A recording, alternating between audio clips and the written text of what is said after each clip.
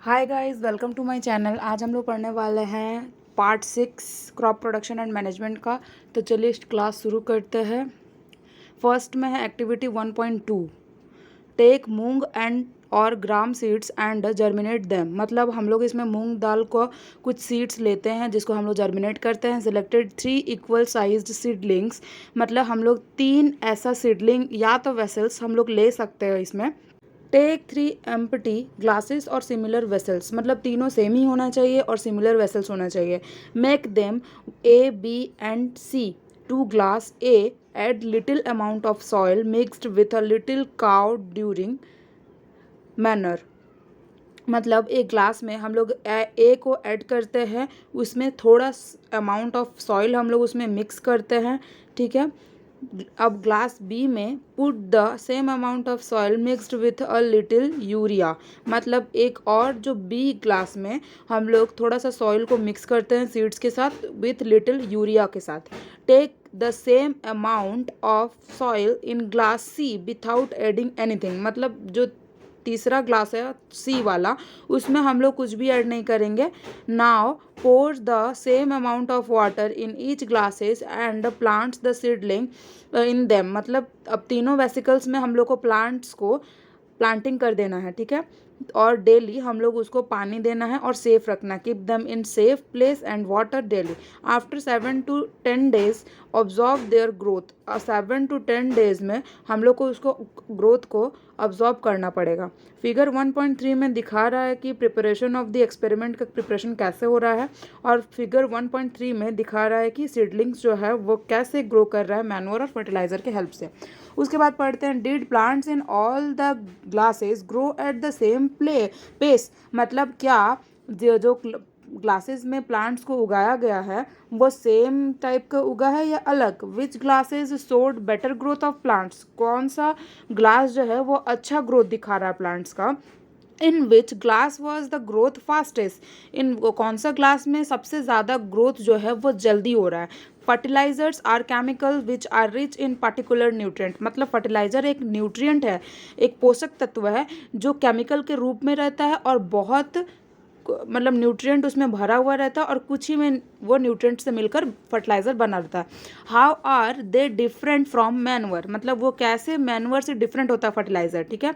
Fertiliser are produced in factories. Fertiliser को हम लोग फैक्ट्रीज में प्रोड्यूस करते हैं। Some are produced Some are the examples of fertilizers are urea, ammonium sulfate, superphosphate, potash, NPK, nitrogen phosphorus. मतलब ये सब जितना भी नाम मैंने लिया ये सब फर्टिलाइज़र का एग्जाम्पल्स है, ठीक है। The uses of fertilisers has helped farmer to get better yield of crops. मतलब फर्टिलाइज़र बहुत ज़्यादा हेल्प करता है फार्मर्स को एल्डिंग करने के लिए, बहुत अच्छा ग्रोथ करवाने के लिए जो भी हम लोग प्लांटिंग करते हैं, क्रॉपिंग करते हैं। Such as wheat, paddy and maize. ये तीनों फसल जो है वीट, पैडी एंड मेज, इसमें इसका यूज़ किया जाता है फर्टिलाइज़र का। But excessive use of fertilisers had made the soil less fertile. मतलब बहुत ज़्यादा फर्टिलाइज़र का यूज़ नहीं करना चाहिए, बिकॉज फर्टिलाइज़र बहुत ज़्यादा अगर हम लोग सॉइल में ऐड कर देंगे तो उसका फर्टाइलिटी जो है, उसका जो उर्वरा शक्ति है वो कम हो जाता है। Fertilisers have also become a sources of water pollution. Fertiliser एक रीज़न भी हो जाता है वाटर पॉल्यूशन का, क्योंकि इससे वाटर पॉल्यूशन हो सकता है। देयरफॉर इसीलिए in order to maintain the fertility of the soil we have to substitute of fertilizers with organic manner और लीव द फील्ड अनकल्टिवेटेड। मतलब हम लोग इसी को मेंटेन करने के लिए कुछ फर्टिलाइज़र के साथ कुछ ऑर्गेनिक मैन्योर या लीव्स को हम लोग डालते हैं खेती करने के लिए। The uses of manure improves soil texture. मतलब मैनुअर ऐड करने से सॉइल का टेक्सचर जो है वो बहुत अच्छा हो जाता है। As well as its water retaining capacity, it replenishes the soil with nutrient. मतलब ये फिर से जो वाटर का कैपेसिटी है वो बढ़ा देता है सॉइल में। Another method of replenishing the soil with nutrient is through crop rotation. मतलब अनदर मेथड, एक अलग मेथड होता है रेप्लिनेसिंग, जो कि सॉइल में न्यूट्रिएंट्स को बढ़ा देता है through the crop rotation. Crop rotation करते समय एक के बाद एक फसल जो लगाया जाता है उसको क्रॉप रोटेशन बोला जाता है।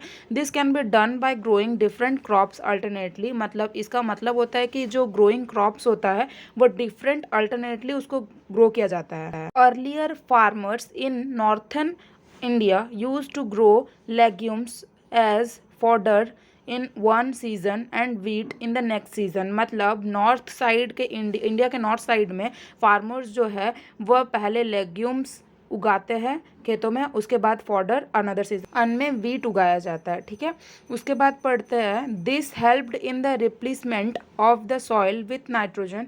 मतलब यह हेल्प करता है सॉइल में नाइट्रोजन के मिक्सर को। Farmers are being encourage to adopt this practice, मतलब फार्मर्स को ये इनकरेज भी करता है अडॉप्ट करने के लिए दिस प्रैक्टिस को। In this previous classes you have learn about rhizobium bacteria.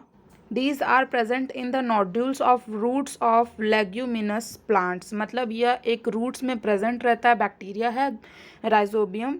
उसके बाद पढ़ते दे फिक्स एटमॉस्फेरिक नाइट्रोजन, जो कि नाइट्रोजन का लेवल को एटमॉस्फेयर में लेवल करता है। ठीक है, उसका जो जितना भी अमाउंट रहता है नाइट्रोजन का वो फिक्स कर देता है एटमॉस्फेयर में।